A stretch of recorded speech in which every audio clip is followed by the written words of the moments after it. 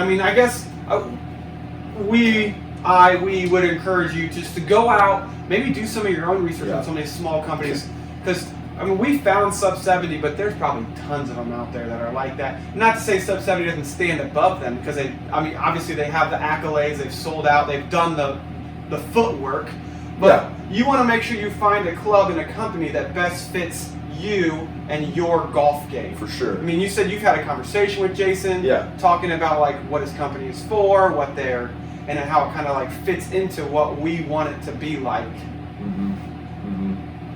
Yeah, I mean, I would recommend if you're a person looking to get clubs, I would start with like My Golf Spy.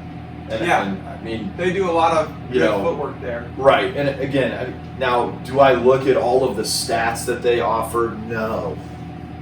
Most of it doesn't apply. No, I mean, that's what's great about them is they give you everything and anything you could ever want, and then you just take the material, that you think is important. But you have to get the club. You have to get the club in your hand. I mean, that's the number one thing. Play them. If you can demo them for a while, a couple days, maybe a week, play a couple rounds. I think that's when you're going to know. Just don't go to Dick's Sporting Goods or your local golf shop and just say, hey, I got $800, right? $900. Put me in a set of irons. Oh, I like how those look. Okay. You gotta find a set that fits your swings, fits your feel. Right, which is what you did. I mean, that's how you got your irons. Yep. That was kind of a cool story, I think. Got fitted for my father-in-law as a retirement gift. He retired and got me a gift. It's a great gift. I'll take that. Yeah. So it was kind of cool. We got to see my swing speed, see the whole height difference, and because at that point I was swinging just stock irons. Right. And it was, what were you playing before those irons? I think Callaway Big Berthas. Is that what you had? That or Nikes. And those are, I've had three sets. Nikes, Callaways, and Pings. That is so funny. I can't remember what your irons were before one of those the two. Pings. And this has made a world of difference in my mind. For sure. I mean, it's where golf kind of becomes fun to now where you're like, okay, I want to try and hit this shot rather than like hit it and go try and find your ball. Right. So, I mean, highly recommend going through an experience like that for anybody. We've got to get you through it. Wouldn't it be crazy, though, if we took you through it? If we took you through it and they're like, well, you actually just need to stick with stock irons. Yeah. Well, and that's the thing, man. I've never had the like formal fitting that you had, right? But I mean, I've had a bunch of people look at my swing from, dudes that work at golf retail, coaches and all that kind of stuff. And it's, it's always been, well, you're approximately 6 foot, you have relatively normal length arms. You know what I'm saying? Like, pretty much describing the average male. I am an average male. And, you don't need any kind of extension. You don't need any kind of like uprightness or bent or anything like that. Here you go. Here's your stock set of irons. I think I have adjusted my swing to probably fit those. That's what I was going to say. Those clubs. Now here's the deal. What's the deal? What's the deal, Chad? I mean, I'm a single digit handicap. Sure. Do I want to go through? This might be another episode. Yeah, we can get into it. Do I want to go through that process of being fit? And then this is stupid, but like, okay, you need your clubs lengthened 1.5 inches, and we need to bend them a degree upright. Right. Okay, what is going to be the big difference? What am I going to see in that change? Yeah, you don't know. You don't know. Nobody can tell. And the other thing too is you see these PGA pros who are going through swing changes, and they hit this like slump of like 1 to 2 years where they can't figure it out, and they're pros, playing every day. Yeah. Well, is Spieth going through that right now? Spieth is the one right now going through swing changes, and he can't get it figured out. I mean, Tiger's injury and all that. I mean, he had to change his swing because of all that stuff, but I mean, he went through it. There's some other dudes I know. Is Jason Day going through it with all his injuries? Yeah, I mean, it's just crazy. Yeah, you're right, man. These guys like kind of fall off for a while and they can't figure it out, and then they get it. Yeah. And we don't have obviously they play every day, they Sure. practice, they train. We don't have that kind of No. gratitude or whatever to do that chance, that opportunity. So it's going to take us even longer if we change our swing. How much is it worth to you though to cut a stroke or two?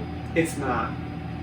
I mean, at this stage in my golf game, it's not. So like that's kind of my thought too. So I go get fit, yeah. Sure. Take it through the process. Go through the process, Uh-huh. and I wouldn't buy new irons. I would just have my irons altered. Sure. You know. Yeah. I go out to the course, and I'm not shooting 75. I'm shooting 73. Right. What's the big difference between 75 and 70? Well, and is it even me being fit, right. or is it just my short game is better, or You I had a cut good better? day on the course. Yeah, and I'm talking like I'm talking consistency. Right. You know? So I cut 2 strokes off my handicap. Okay. You know, for the season, consistently. Yeah, I mean, I don't know. It would be hard for me to disseminate between, like you said, was it that my short game just got better, or was it because I had these alterations done to my clubs? Right. Yeah. Who knows? I don't know. You wouldn't be able to know. No, I that's mean, what. it'd be impossible to tell. So. Uh, Sorry, uh, I gotta take this. 6.5 hours later. So here, okay, if there's a club in the bag that you would have custom fit for you, mhm. what would it be? Probably a wedge. A wedge. Both my wedges or Okay. something like that. Okay. I feel like that's sort of my area lacks the most. Now maybe driver or putter, but I don't know enough about putters to how much that would really adjust or change. So if your irons weren't fit, would irons be the number one? You know what I'm saying? Tough. Yeah, it's tough. Because they're already fit. For Right, you. it's tough. Man, that's a good question. Knowing what I know now, I might still have those fit just because of the difference I've already seen because I had them fit so early on in Right. my golfing days. Yeah. I probably still would go with irons. Okay. But now that I've had the irons fit and now my weakness is wedges or chipping, I probably would go that route. But it's so tough. It's tough being in my seat and trying to compare it to your seat where I've already had it done and I've played with fitted irons for 2.5 years. And it's hard. Right. But Yeah. what would you? It would be irons. It would not be. No. Because here's my thing. I'm thinking I can get around the course with my irons. Right, you're good. That's not your Like- weak area. Like I don't think that's my weakness. I think Right. I can hit an iron. I can hit them relatively in a good spot. I'm not gonna put myself in trouble. Right. I definitely would be custom fit for my driver. Right. Not for distance, just for accuracy. Sure. That's it. That would be the one club that I would go in, and that would be the first one on my list. Right. Just my driver. What do I need? Spec it out. Give that club to me, and then to me, that's going to show like an immediate. I'm going to notice an immediate difference. I already hit greens, like my second shots and all Sure. that. I already hit greens in regulation, but my driving accuracy is so bad. Yeah. That's what drives me crazy. So really, what we're both saying is we would go and get fitted for whatever our weakness is. Yep. Yeah. And that makes sense. It's what you should do. Right. I would just want to know like what the process is and what kind of changes are made to putters when you get fitted for that. Yeah. Because to me, and I know I'm wrong in saying this, most putters are the same, outside of weight and that kind of thing. And I know I'm wrong when I say Yeah. that because there's lofts and Loft, there's all yeah. kinds of like things like that. So that's why I would want to know more about what that process is. Mhm. Because I feel like it's more, I don't know, more complex than whatever I really It's just boring. think. I mean, well, if you think about it too, at the level of golf that we're playing right now, Right. we're going out and we're playing with our bros and we're getting on the green and we're giving each other 2 to 3 footers. Like yeah, that's all good. day. All So day. we don't have to putt those stuff, which is why it's No. kind of boring. When in reality, we might miss 2, 3 out of 10 of those. I guarantee it'll happen. Yeah, but we're just giving them because we're out hanging. Well, we just want to having play. fun. We want to have fun. We want to be done. Get as You know much what I'm as saying? possible Yeah, because play we as got many other holes as we can. responsibilities. Yeah. Yeah, and it's boring. And it's boring. I mean, look at like Jim Furyk won. I can't remember what tournament it was, but he won a tournament, and he went into the pro shop of that club they were playing, and he bought like a $30 putter. Yeah. And he won that weekend with it. Okay. Right. So I'm not saying that that's the strategy. I'm not saying that that's the move. No. But so much of it is, in my opinion, feel and look. I know my golf spy is going to say that, but you got to look at all the data, and I completely agree. But man, if I have a putter in my hand and all the data says this is the best putter for you, but I hate how it looks, It's not going to work. I don't want to putt with it. I just No. don't want to putt with it. It's not going to work. Yeah. Maybe it works. But it won't because I don't you're wanna putt not, because you don't want to use it right. So here's the thing, dude. If I gave you a Scotty Cameron, beautiful Scotty Cameron or Bettinardi or whatever you want to say, whatever putter you think, Right. and it is the most beautiful putter you've ever seen in your life, but you 3-putt with that sucker more times than not, Okay. what do you do with that putter? I add it to my collection on the Yeah. shelf. You don't putt with it? No. Oh, Then man. not if I'm gonna. Not if you're already telling me I'm gonna 3-putt. Okay. Now, Ugliest if you- putter. If you and I'm gonna make. You're going to make putt after putt after Well, then I'm putt definitely after gonna use that. putt. But now we're speaking in absolutes now to where Yeah. you are or you are Yeah. not going to make. That changes Right. things. Right. You occasionally make a couple putts with a really good looking putter. I mean, I want to look good. I know, dude. I That's want what I'm that. saying. Yeah. Like you pull up right in the cart, and you got that bag, and it's got all these awesome clubs, and like everybody looks at them, they're like, "Dang!" It's Yeah. like pulling in to the golf course in a really nice car. Exactly. Everybody's like, "Dang!" Walking into the gym court, the new Jordans. Right? Dang. Yeah. What'd you shoot? 120. Okay, whatever. Who cares? You Does got it that really sweet club. matter? You got that sweet club. You got the best looking clubs on the on the course. Yeah, but then there is something to be said too. Like you don't really want to be that poser. Like you got these like expensive clubs, you know what I'm saying? Yeah, I and they're know. out there and they're like I know. hacksawing it everywhere. Well, yeah. Well, and that's the thing, man. So just like I said, I would not be super like impressed if I got a fitting and I cut a stroke or two off my handicap. Same way is like if playing really cool clubs adds a stroke or two to my Doesn't handicap, matter. I don't really care. What if it adds 5 or Well, 6? yeah, I mean, like I played the blades and I didn't notice any change in my scoring. Right. If I would have noticed, they would have been out of the bag like immediately. Sure. Even though I loved them, Right. loved the way they felt, and when I hit them right. Yeah, no, I wouldn't go. I wouldn't play.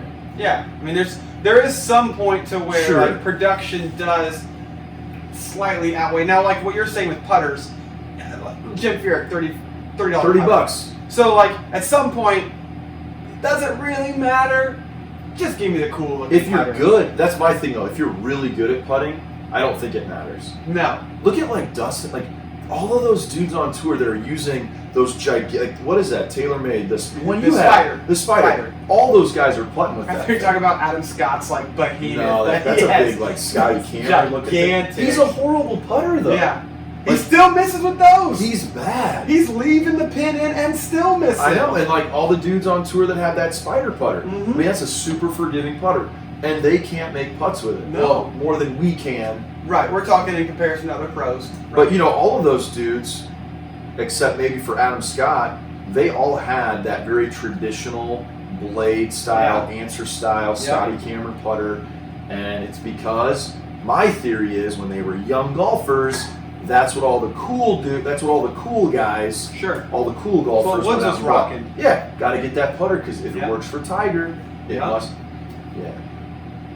Yeah, I mean there does, and also it should be said they're at a different level. They are playing for Not even money, close. so their production Yeah. matters more than what it looks like. True. I mean, Yeah. Adam For sure. Scott doesn't care if he has a spaceship on his putter No. if he's going to make some putts. Right, and if my livelihood depended upon it, Right. I would play whatever I had to play. Right. To get a little bit of money 100%. in the bank. A little bit. Yeah, a little bit of money. It's mind-boggling to me whenever you watch like golf on Sundays and they're like he misses that putt and you're like, oh, that cost him $250,000. I can't imagine standing over a putt.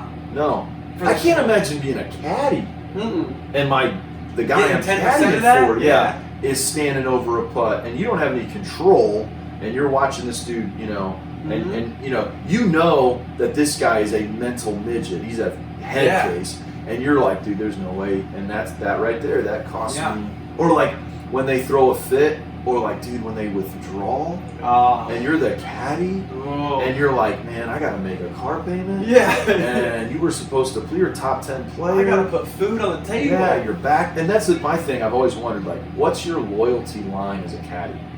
So you're Jason Day's caddy, okay?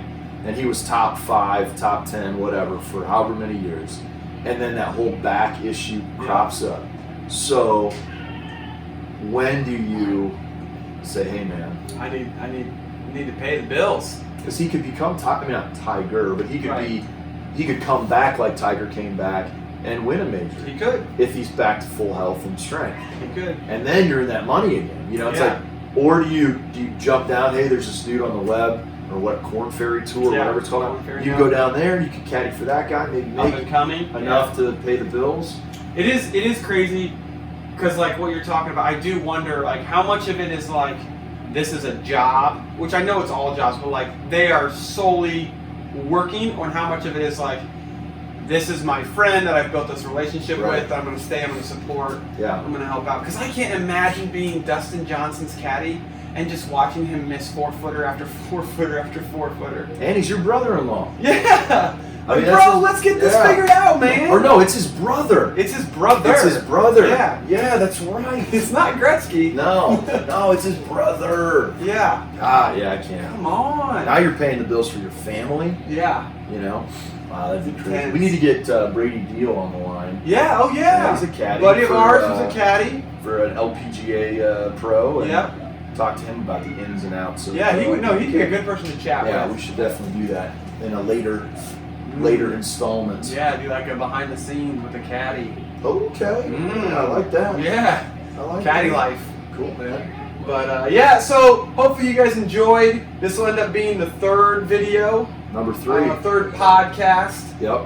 Talking about sub 70, kind of talking about getting fitted and putters and whatnot and that kind of stuff. Hope you enjoyed it. Feel free to comment what you want to hear us talk about, what you want us to maybe do with the podcast expansion in the future, kind of where you want us to go. Lasers into the future. Oh, baby. Let's get some lasers. There we go.